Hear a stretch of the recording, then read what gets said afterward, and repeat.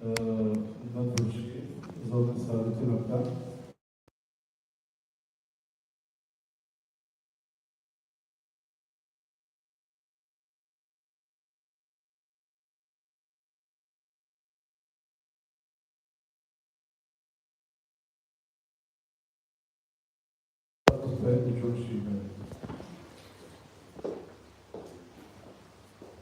Değerli misafirler, Marif Vakfı Mütevelli Heyeti Üyesi Sayın Hasan Hocam, Üniversite Rektörümüz Sayın Ali Bey, değerli Profesör Doktor Saadettin Ökten Hocamız ve bu salonda bulunan bütün hazırın, hepiniz hoş geldiniz.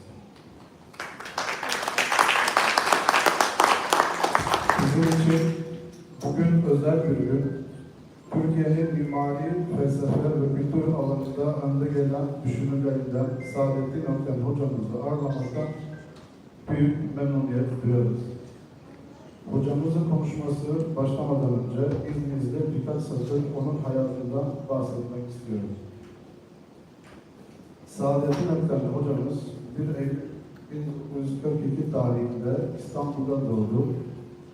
Babası İmam Hatip Okullarının kurucusu olarak bilinen Mahmud Celalettin Ökten'dir ve annesi Emine Mahmude Hanım'dır. Doktor Ayşe Hümeyra Ökten ise ablasıdır. Saadettin Ökten'in çocukluğu ve gençliği İstanbul'un Fatih ilçesine geçti. 1956-1960 yılları arasında Vefa Lisesi'nde okudu. Ardından İstanbul Teknik Üniversitesi'nde İnşaat Fakültesinden Yüksek İnşaat Mühendisi olarak 1964 yılında mezun olmuştur. Saadettin Ökten 1969 yılında Meriç Hanım ile evlendi ve 4 çocuk sahibi oldu. 1969 yılında İstanbul Teknik Üniversitesi Mimarlık Fakültesi'nde betonarme kürsüsüne asistan olarak kabul edildi. 1971-73 yıllarında Amerika Birleşik Devletleri'nde misafir doktora öğrencisi olarak bulundu. 1977'de doktor unvanını kazandı. 1979-80 akademik yılında Belçika'da bilimsel araştırmalar yaptı. 1982 yılında doçentliğe yükseldi. 1985'te ise Mimar Sinan Güzel Sanatlar Üniversitesi'ne geçti. Ve 1989'da ise profesörlüğe yükseldi. Profesör Doktor Saadettin Ökten, şehir ve medeniyet, özellikle de İslam medeniyeti konularındaki konuşma ve çalışmalarına ile tanınır. Çeşitli üniversitelerde bilim tarihi, yapı teknolojisi tarihi, kent kültürü ve kent estetiği dersleri verdi. Halen mesleki faaliyetinin yanı sıra kültür ve sanat alanındaki çalışmalarını da sürdürmektedir. 2020 yılı Ekim ayında Profesör Doktor Saadettin Ökten, Cumhurbaşkanlığı tarafından kültür tarihi alanında bir ödüle layık bulundu. 2012 yılından bu yana faaliyetlerine devam eden ve Türkiye'nin şehircilik çalışmalarına önemli katkılar sağlayan Esenler Şehir Düşünce Merkezi 2020 yılı Ağustos itibarıyla yoluna Esenler Profesör Doktor Saadettin Ökten Şehir Düşünce Merkezi olarak devam etmektedir. Bugün kendimi büyük bir sorumluluk altında hissediyorum. Hocamızın tercümanlığını yapmak hiç de kolay bir işe benzemiyor. Dolayısıyla bu işe bir duayla başlamak istiyorum. Allahümme vesile nasip diye. Diyerekten biraz Arnavut arkadaşlar için bir toparlama yapmak istedim. Të nderuar mësafirë dhe pranishëm. Sot është një ditë e veçantë për ne, jemi jashtëzakonisht të lumtur të kemi midis nesh profesor Doktor Saadettin Ökten. Saadettin Ökten është një nga mendimtarët më të mëdhenj të Turqisë në fushat e arkitekturës, filozofisë dhe të kulturës. Para se të filloj leksionin profesorit, me lejen tuaj do të tregoj disa rishte nga jeta e tij. Profesori ka lindur në vitin 1942 në Stamboll. Babai i tij ishte Mahmud Celalettin Ökten, i njohur si themeluesi i shkollave Imam Hatip të Turqisë. Ndërsa e ëma është Emine Mahmude Hanım. Motra e tij është doktor Ayşe Hümeyra Ökten. Kumëria dhe rinia e Saadettin Ökten kaluan në lagjen Fatih Stambollit. Në vitet 1956, 1960 studioi në liceun Befan, Stamboll. Më pas, në 1964 diplomua si inxhinier i lartë i ndërtimit nga Fakulteti i Ndërtimit në Universitetin Teknik Stambollit. Në vitin 1969 u martua me zonin Mariç dhe nga kjo martesë kanë patër fëmijë. Në 1969 u prit si asistent në Fakultetin e Arkitekturës në Universitetin Teknik Stambollit në Departamentin e Betonarmës. Në 1971 dhe 1973 qëndroi në SHBA si student i ftuar i doktoraturës, gratë të cilën e fitoi në vitin 1977. Gjatë vitit akademik 79-80 kryen ndërtime shkencore në Belgjik. Në vitin 1982 u ngrit në gradën e doçent dhe në vitin 1985 kaloi në Universitetin e Arteve të Bukur në Marsilan Stambollit.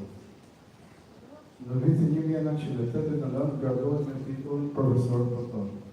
Profesor Saadettin Oktan është i njohur për ligjërimet dhe punimet e tij kryesisht në qytetin dhe qytetërinë, veçanërisht për qytetërinë islam.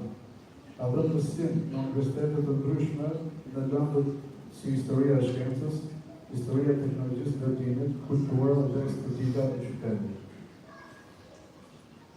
Krahas aktivitetit të tij profesional, ai vazhdon punën e tij në fushën e kulturës dhe të artit. Në muajin tetor të vitit 2020, profesor dr. Saadettin Oktan ka vlerësuar nga presidenca të udhëtimit në fushën e historisë dhe kulturës. Sot e kësaj dite, një nga qendrat më të mëdha të kulturës së qytetit Stambollit, që është qendra e SNDR-it, ban emrin e profesorit të nderuar, duke e quajtur si qendra e mendimit urban, profesor dr. Saadettin Oktan. Tash që sot e një vjenë shumë privilegjuar që u përzgjolla më saktë të isha unë për të kryer si profesorit.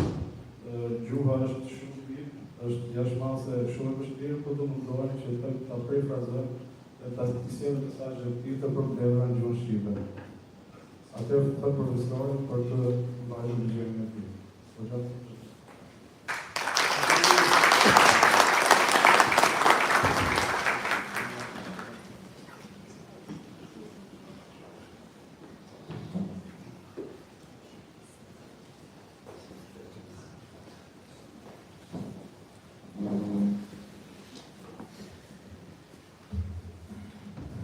Sabahlar. Hepinizi saygıyla, sevgiyle, muhabbetle selamlıyorum. İnşallah güzel bir vakit olsun diye temenni ediyorum, ediyorum. Hem konuşmamızın konusu şehir ve medeniyet tasavvuru. Atëherë mirëmëngjes që të gjithëve, ju përshëndes edhe jam i nderuar diplom për që kemi funksionuar sot. Shpresojmë që ligjërimi të shkojë sa më dhe të jetë sa më dobishëm për të gjithë ne. Tema e diskutimit sot do jetë në lidhje me qytetin dhe qytetërimin. Herhangi bir konuya başlarken bilimsel yaklaşım gözlemdir bilinçaltı. Biz de gözlem yapıyoruz ve şehri gözlemliyoruz. Burada iki tane temel öge var. Bir tanesi hepimizin gördüğü, bildiği, anladığı, deneyimlediği şehrin fiziksel yapısı, yani mekansal kurgusu. İkincisi de bu şehir içinde yaşanan toplumsal hayat. Bu iki olgu birbirinin içinde birbirine bağlı. Tek başına düşünülemez.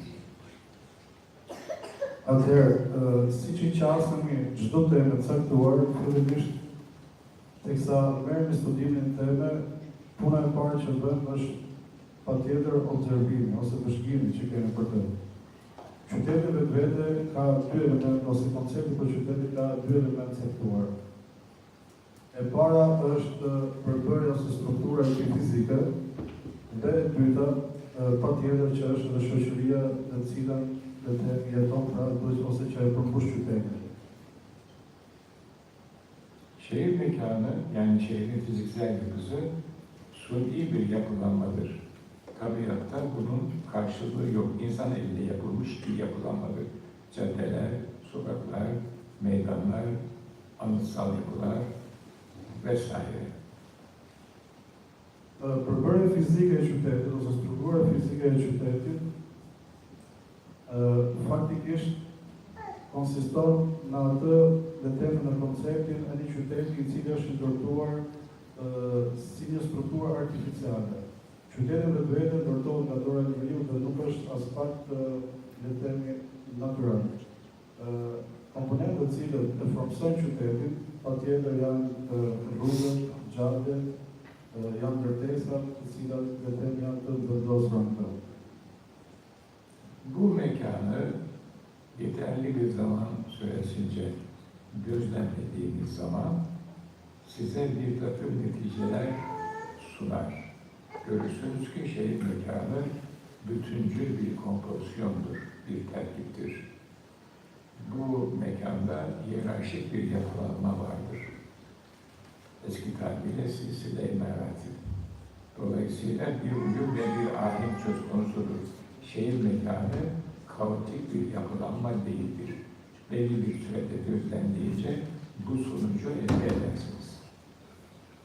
Atëherë kur vështrojmë me kujdes këto elemente që ne thamë, shikojmë që qyteti vetvete ka le të themi një koncept të harmonisë që ne karakterizon. Qyteti as pak nuk duket në pamje të parë që është le të themi një përbërje kaotike. Të gjithë elementet që thamë, elementet ndërtimore që ndodhen në hapësira të veçanta të qytetit, e bëjnë të qytet që të ketë një tip ordini, një tip le të themi rregull të caktuar. Bu hiyerarşik yapılanma bize şunu gösterir, bu yapılanmanın ardında bir bilinç var, bir şuur var. Ve bu bir takım tercihlerin, seçimlerin ve bu seçimlerin uygulanmasının ve görünür hale gelmesinin ürünüdür. Atëherë kjo qasje hierarkike që qyteti vetvete posedon, tregon në diçka tjetër. Ajo është që patjetër këtu ka një dorë e cila e ndërton këtë lloj qyteti. Hierarkia e cila le të themi vendoset në anë të organeve ose strukturave që e formsojnë vetë qytetin, tregon që patjetër që është dikush I cili ka ndërtuar qytetin. Pra nuk duket të themi pamje parë si një qasje ose si një approach kaotik në ndërtimit të tij.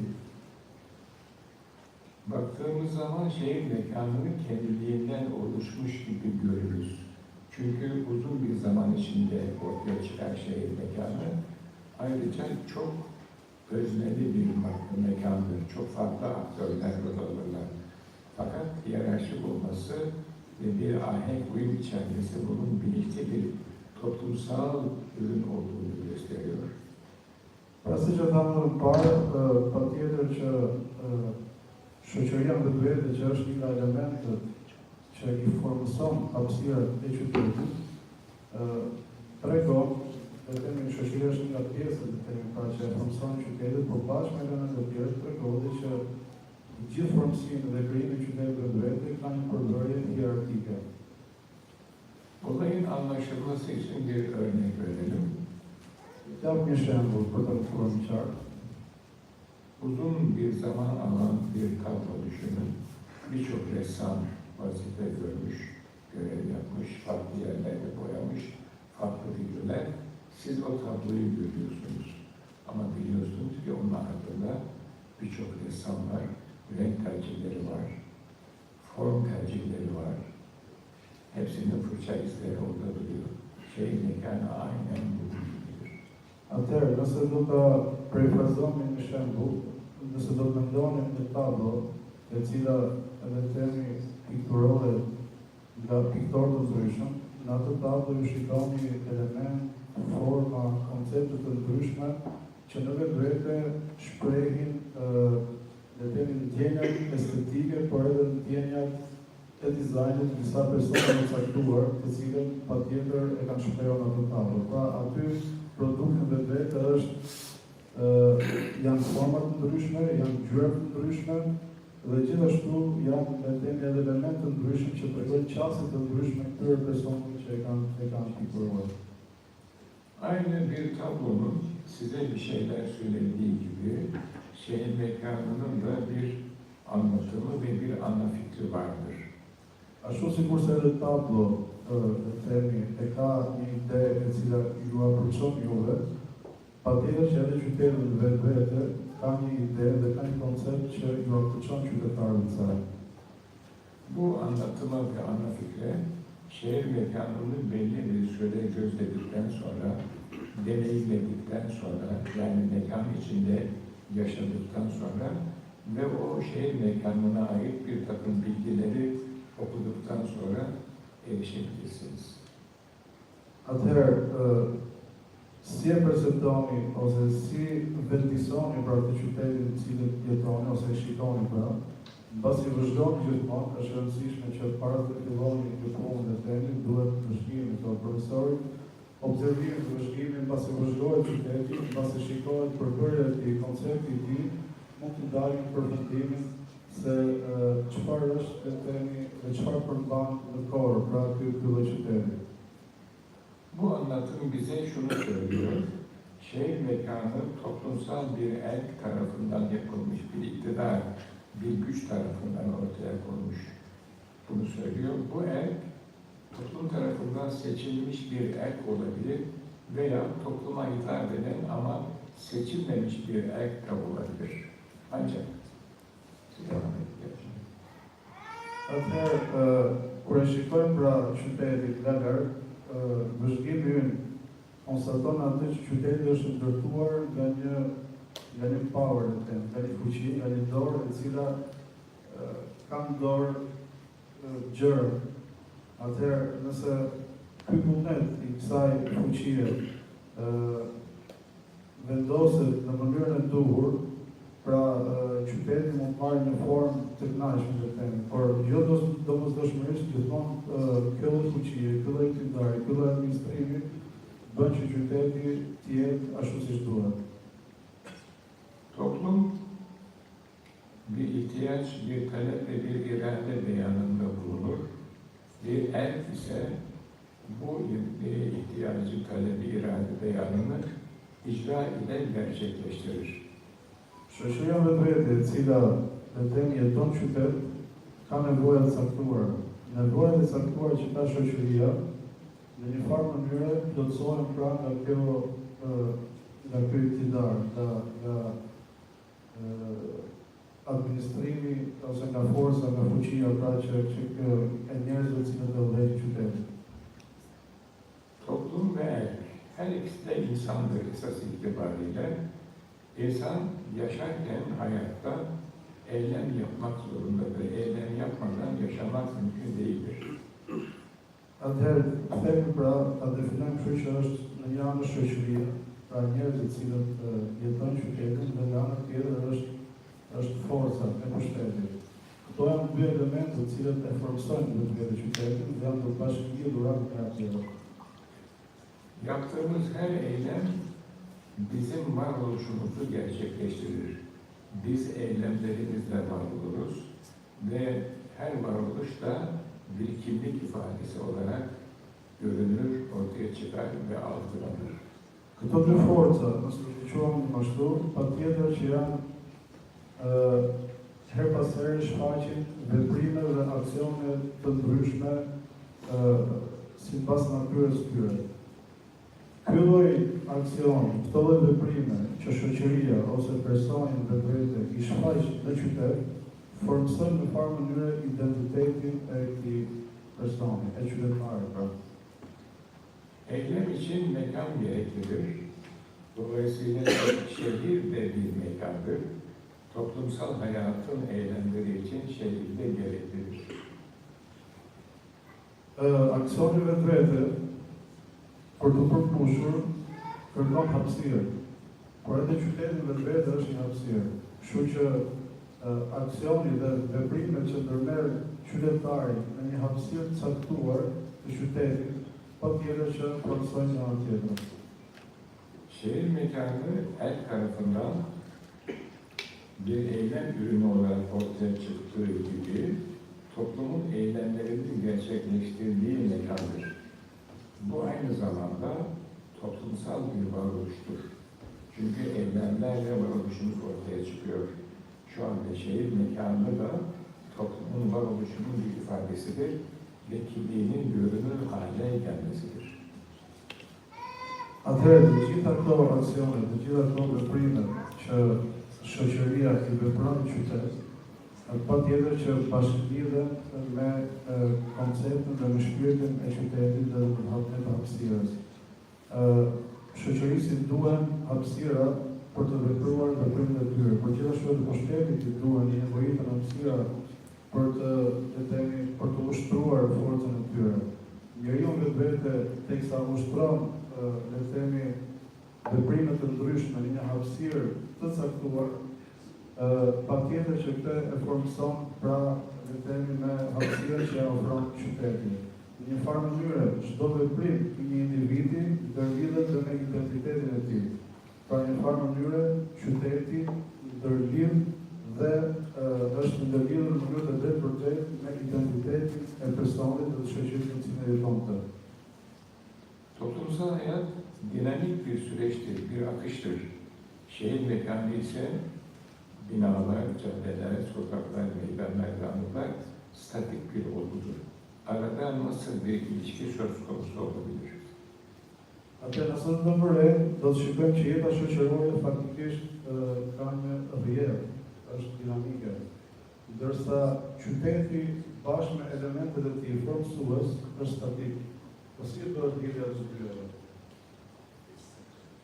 Toplum hayatı şehir mekanında geçiyor. Soru şu, şehirde geçen toplum hayatı ile şehir mekanı ilişkisi nedir? Bunu açıklamak için küçük bir örnek verelim. Her birey kendi odasını, hatta odası yoksa belki kendi masasını, kendi zevkine ve ihtiyacına göre düzenler. Aynı gerçeklik ölçek büyütülürse şehir hayatı ve toplumsal hayat ve mekan içinde geçerlidir.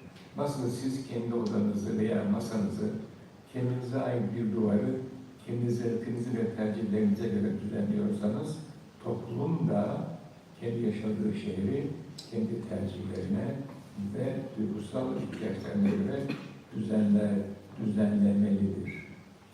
Atëherë si është korelacioni dhe lidhja ndërmjet shoqërisë e cila ka në qytet edhe qytetit vetvete. Këtë nuk ka marrë të një shembull shumë të thjeshtë. Ne si individ që jetojmë në për dhomat tona dhe në për shtëpiat tona, patjetër që kemi tendencën të formsojmë hapësirën të cilën na vepron. Patjetër që shoqëria në një shkallë më të lartë është destinuar të formsojë rrethin dhe hapësirën, pra space-in të cilën në qytetin, në lagjen, në vendin ku ajo ndodhet.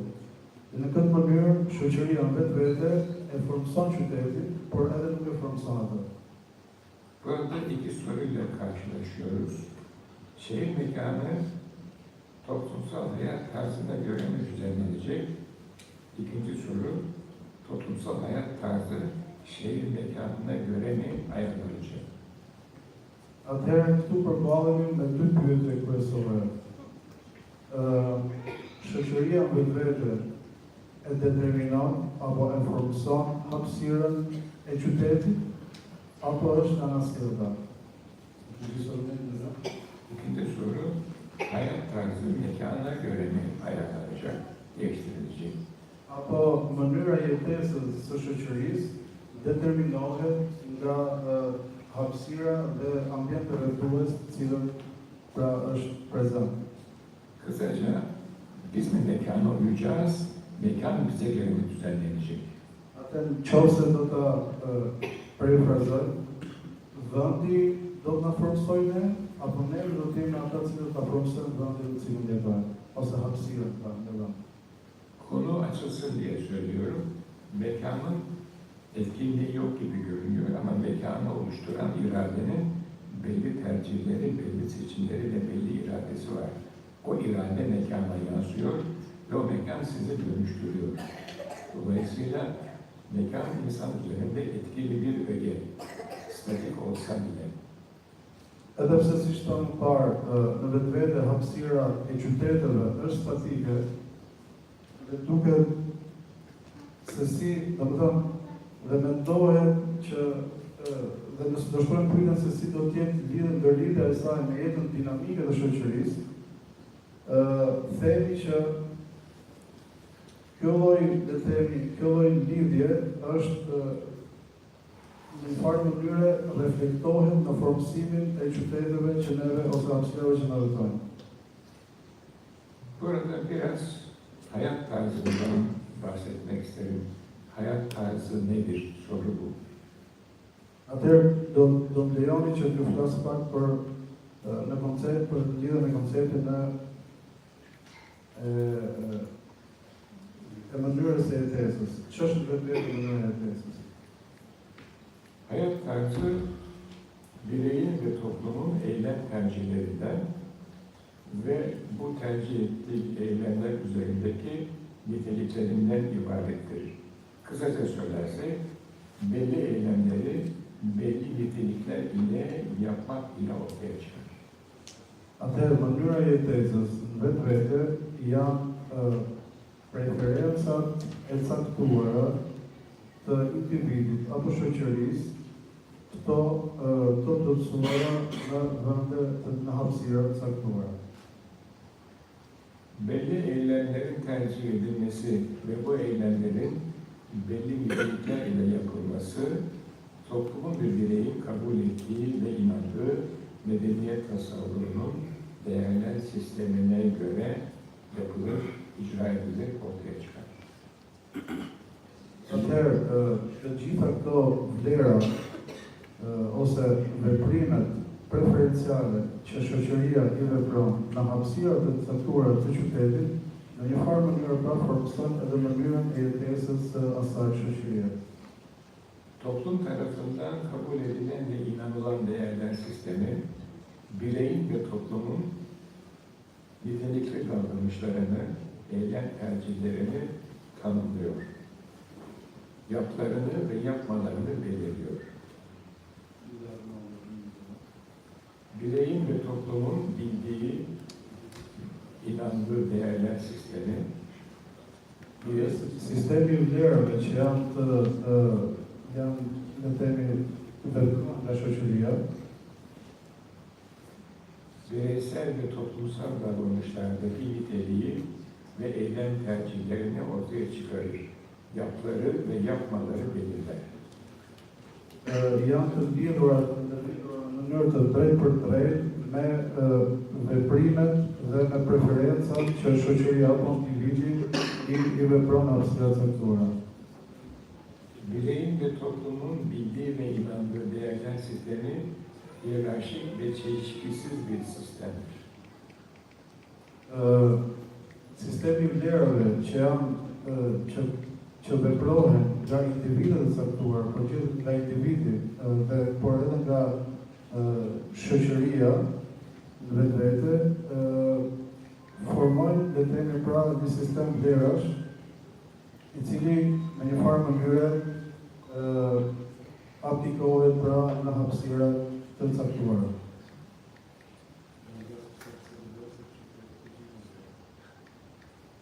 Değerler sistemine göre yapılan eylemler de hiyerarşik ve çelişkisizdir veya öyle olmalıdır. Atëherë, sistemi i vlerave vetvete dhe veprimet dhe ndërveprimet që shoqëria dhe individi i vepron janë në një ordër, në një rregull hierarkik dhe nuk përplasen me njëra tjetrën, ose nuk duhet të përplasen me njëra tjetrën. Bu eylemler ile özgün ve bütüncül kimlik ortaya çıkar, görünür, olur ve varoluş gerçekleşir. Në anë të këtyre veprimeve, në një farë mënyre kjo është rruga që të çon drejt formësimit të një identiteti, i cili lidhet edhe me qytetin, por edhe me individin që jeton këtu. Bu biraz teorik açıklamalardan sonra tekrar şehre dönüyoruz. Pas le të themi këtyre qasjeve teorike, do të themi prapë një koncept në qytetin. Şehir kurmak, şehri dönüştürmek veya korumak hepsi toplumsal eylemlerdir. Të formësosh ose të formosh një qytet, pa i vendosësh atë, ta përsosësh atë që të gjitha këto janë veprime njerëzore të shoqërisë. O zaman şu soru gündeme geliyor. Atëherë vjen kjo pyetje. Bu eylemlerde değerler sistemi görülüyor mu? Netice olan ürüne yansıyor mu? Bu eylemlerin neticesinde ortaya çıkan şehir yapılanması değerler sistemini aksatıyor mu? Atëherë këto veprime që ndërlidhen për ta formsuar qytetin, a e plotësojnë qytetin, a janë veprime të cilat e përmirësojnë qytetin, apo çfarë janë? Şehri bir el, bir iktidar veya bir güç kurar, dönüştürür veya korur. Qytetin përgjithsisht e formson dhe e krijon një power, një fuqi. Bu işi yaparken bu eylemleri değerler sistemine göre icra etmelidir. Teksa i vepron këto veprime që si po përmendëm, duhet që këto veprime t'i kenë në përputhshmëri në sistemin e vlerave që ka shoqëria. Veya icra eder. Ose i vepron, duhet ose i vepron. Toplum bu yapılan mekansal kurgu içinde yine aynı değerler sistemine göre yaşamaya başlar. Ndërsa shoqëria në këtë qytet që formsohet pra nga pushteti, sipas të njëjtave sistemeve të vlerave, jeton dhe vazhdon jetën në këto opsione. Bu yaşama sırasında toplumsal eylemler veya bireysel eylemler kolay, akıcı, sanki kendiliğinden oluyormuş gibi gerçekleşiyorsa, Të gjitha ato veprimet sociale, pra të shoqërisë që ndodhin në hapësirat e qyteteve, duken që janë të vjedhshme, duken pra të parim se kur janë të vjedhshme, janë të lehta dhe janë kompatibile me të gjithë le të themi nevojat njerëzore që kanë shoqëria dhe individu. bu şehre etik şehir adını veriyoruz. Atëherë nëse të gjitha këto komponent bashkohen, këtij lloji qyteti i vendosen emrin qyteti etik. İnsan varlığı belli konularda yapma veya yapmama özgürlüğüne sahiptir. Qenia njerëzore në tema caktuara ose në fusha caktuara ka vullnetin të bëjë, të veprojë ose mos të veprojë gjëra. Değerler sistemine göre öngörülen davranış biçimleri ve nitelikleri Sipas sistemit të vlerave, do duhet që të veprojnë pra të formsojnë veprimet e tyre, por edhe cilësinë e tyre, këtyre veprimeve. birey veya toplum tarafından yerine getirilir veya yerine getirilmeyebilir. Individi dhe shoqëria, këtë sistem të vlerave mund t'i plotësojë, por edhe mund mos i plotësojë. Medeniyet tasarrufunun öngördüğü davranış biçimlerini ihlal etmek veya ihmal etmek etik şehirlerde şehir kurgusu itibariyle önlenmiş ve zorlaştırılmıştır. Veprimet të cilat le të themi e cënojnë konceptin e qytetit etik, kam bërë që shumë qytete le të themi të dalin jashtë kësaj qasje. Şehrin mekansal kurgusu statik olmakla beraber medeniyet tasarrufunun öngördüğü kuralları ihlal veya ihmal etmeyi zorlaştırır. Ndërsa përbërja konceptuale e qytetit do duhet të jetë në mënyrë e ndërlidhur në mënyrë të drejtë me sistemin e vlerave që ka shoqëria. Kısaca söylersek etik bir şehirde medeniyet tasarrufunun yapıları kolay, yapmaları zordur.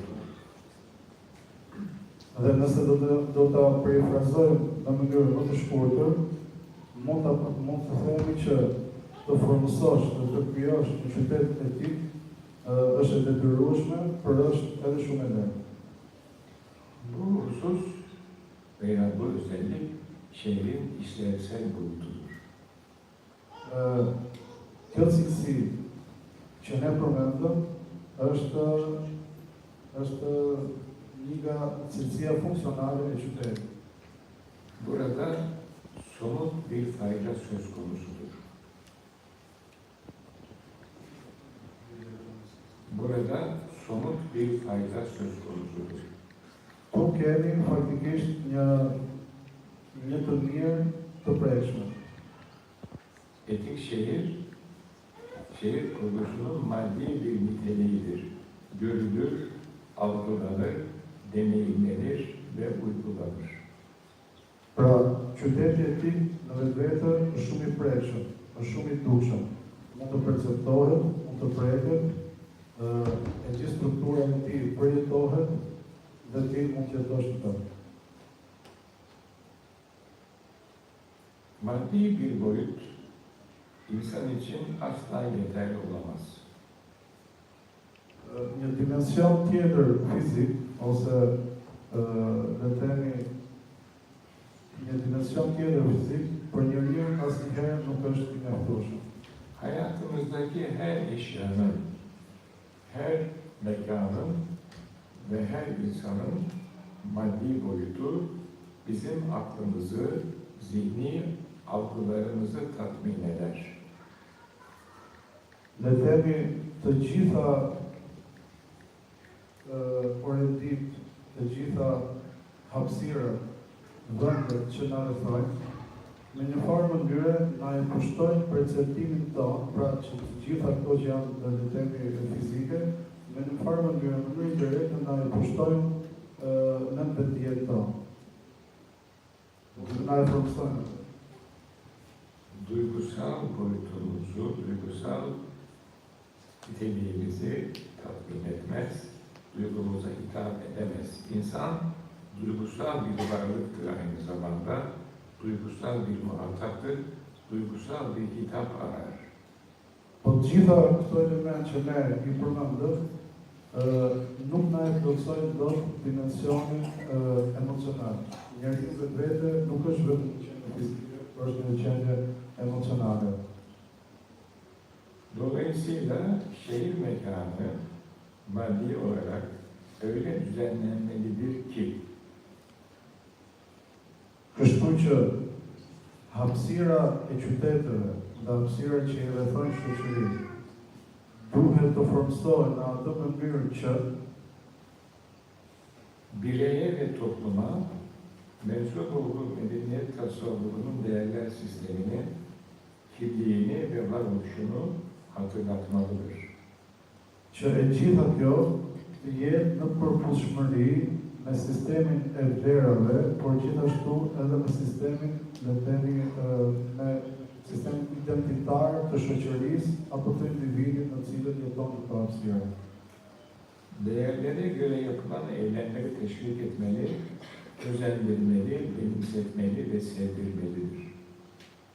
Këto hapësirash duhet të krijohen në atë mënyrë që njeriu ta çojë dhe themi pra t'ia kujtojë sistemin e vlerave që e rrethon, por gjithashtu të formësohen në atë mënyrë që njerëzve ti pra në farë mënyrë t'i kujtojnë dhe pjesën e tyre identitare. Kısaca söylersek şehir mekanı bireyin ve toplumun duygusal boyutuna da bir şeyler söylemek zorundadır. Pra, nëse do ta përmbledhim, do duhet të themi që shehri mekane, hapësira e qytetit, vetvete do duhet të referohet në mënyrë të pashmangshme edhe dimensionit të ndjenjave të njerëzve, ose të qytetarëve të cilët jetojnë këtu. Birey veya toplum için sadece işler yeterli değildir, aynı zamanda simge de gereklidir. Pra, për individin dhe për shoqërinë, në mënyrë absolute nuk është e mjaftueshme vetëm ana fizike e qytetit, Patjetër është edhe simbolika që kam të. Bireye ve topluma hitap eden, özellikle duygu boyutunda hitap eden şehir mekanına biz estetik şehir adını veriyoruz.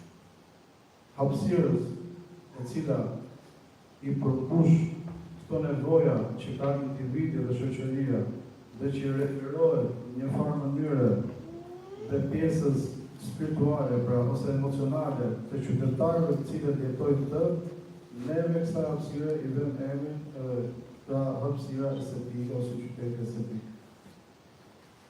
Bu hitap şehrin simgesel boyutunu oluşturur. Şehir yapısı simgesel boyutuyla doğrudan doğruya bireyin ve toplumun duygusal alanına hitap eder. Soyuttur, birey ve toplum tarafından sezilir ve hissedilir. Kjo hapësire ose kjo qyteti i ndërtuar në këtë mënyrë, një farë mënyrë ka e formson edhe anën emocionale të qytetarëve të shoqërisë që jetojnë të. Bir medeniyet tasavvurunun değerler sistemine göre kurulmuş özgün şehri, mekan kurgusu olarak hem etik nitelikleri taşır hem de estetiktir. Pra, një sistem vlerash i qytetërimeve, mënyra se si ky sistem i formson qytetet, duhet të jetë në mënyrë të pandashme, duhet të marrë në konsiderat në mënyrë të pandashme edhe le themi konceptin fizik të formimit të qytetit, por gjithashtu patjetër edhe aspektin emocional. Böyle bir şehir, özgün ve bütüncül toplumsal kimliğin görünür haline gelmesidir. Ky lloj qyteti i formsuar në këtë lloj mënyre mund të paraqes dhe shfaq her pas here edhe pjesën autentike dhe themi që i përket shoqërisë në cilën jeton të. Autenticitetin dhe themi kulturës të shoqërisë jeton të. Toplumsal kimliğin görünür haline gelmesi ise toplumsal varoluşun kendine has ifadesinden başka bir şey değildir. Dhe në këtë mënyrë formsohet edhe një identitet shoqëror i asaj dhe themi i asaj popullsie që jeton në këtë hapësirë të caktuar. Dhe ky lloj identiteti shoqëror është ndërlidhur në mënyrë direkte me identitetin që ka vetë qyteti dhe hapësira të cilat kjo shoqëri jeton. Bir medeniyet tasavvurunun özgün şeklinde o tasavvura göre öngörülen değerler ve onların ürünü olan eylemler kolay, sorunsuz ve akıcı bir şekilde gerçekleştirilir.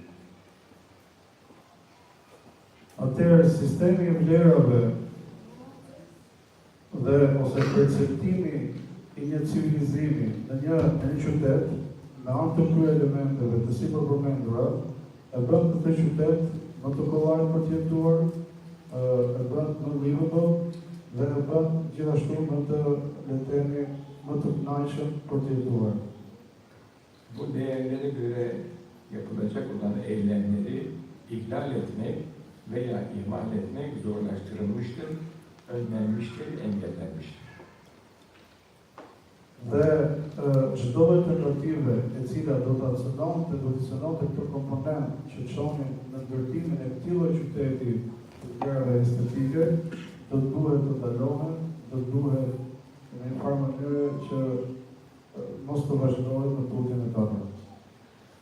Medeniyet tasavvurunun değerler sistemine göre oluşturulan bir şehir mekanı yeterli bir zaman sürecinde deneyimlendiği zaman, yani orada yeterli bir zaman sürecinde yaşandığı zaman në momentin ose kur jetohet në një hapësirë të qytetit, e cila është ndërtuar sipas sistemit të vlerave ose të civilizimit, değerler sisteminin hatırlanması, benimsenmesi ve sevilmesi gerçekleşir, zihinsel ve duygusal bir tatmin oluşur. Atë ky sistem I vlerave që le të themi e rrethon këtë hapësirë pra, në një farë mënyrë tek njeriu ndikon duke u perceptuar në mënyrë automatike pra si diçka e cila jep kënaqësi shpirtit, por edhe vetë qenës së njeriu. Birey ve toplum böyle bir şehirde belli bir süre yaşadığı zaman kendisine ait bir aidiyet duygusu gerçekleştirir. Medeniyet tasavvuruna bağlılığı artar, pekişir ve gelişir. Kur individi dhe shoqëria jetojnë për një kohë të saktuar në këtë lloj hapësirash, në një farë mënyre hapësira në vetvete dhe këtë lloj qyteti me këtë lloj sistemi vlerave bëhen pjesë e pandashme e identitetit të individit, pa qytetari, por edhe të shoqërisë në cilën jeton të.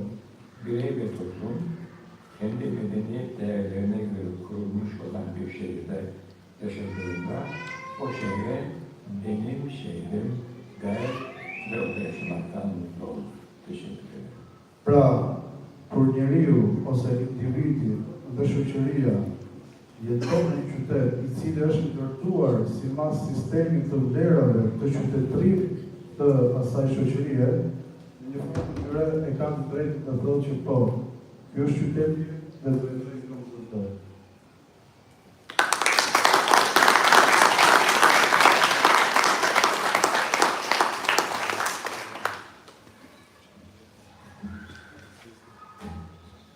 Hocam çok teşekkür ederim.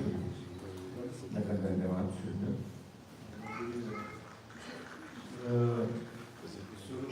İnşallah sıkılmadınız. Kërësaj mos janë mërzitër që Teorik oldu ama ishte shumë teorike, olması gerekiyordu. por kështu e mendova pas pikturave dhe kështu të vështirë.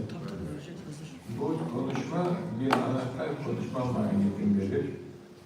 Tabii ki konuşurken birçok fikir, düşünce, duygu uçar ama aklında kalmayabilir. Bir şeyle bakarken genel anlamda o şehrin ardındaki değerler sistemini, ruh sistemin bana ait değerlere ne kadar uyum veya uyumsuzluk içinde olduğunu her zaman düşünürüm. Böylece kendi kimliğimi tanımlamaya çalışırım ötekine karşı. Şehirdeki her olgu bir anlamda belli bir tercihin ve belli bir bilincin ürünüdür. Kendiliğinden olmuş gibi görünse de. Nëse do të përfazoni, fillifjalimi është një fjalim kyç të profesorit, patjetër që teksa kemi një vëzhgim të përgjithshëm të qytetit, qyteti është përgjithsisht ndërtohet një sistem të vlerave që e formson atë. Qyteti patjetër që këto vlera, këto element që e formson qytetin, në farë mënyrë bëhen kish dhe I shërohen shumë edhe në identitetin e qytetarëve, të cilët janë pjesë përbërëse e këtij qyteti, pra pjesë e përditshmërisë së qytetit, e cilët e formson atë. Kështu që qyteti vetvete duhet të mbajë patjetër vlera të një civilizimi ose të një medeniyeti të caktuar.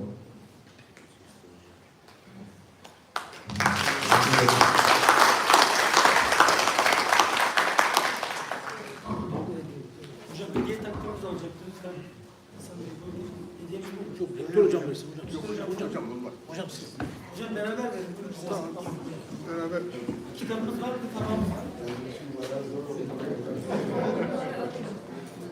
Hocam siz buyurun en son fotoğraf çekin.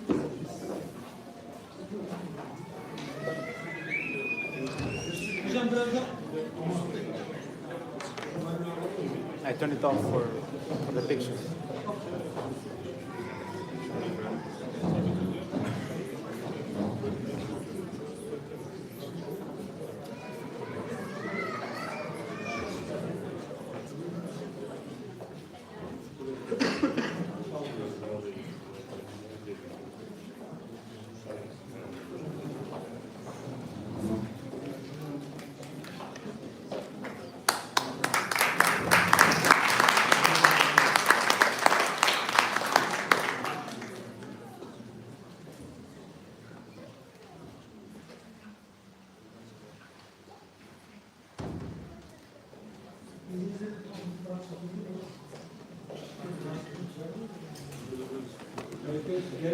Yani şeyse hocamız böyle biraz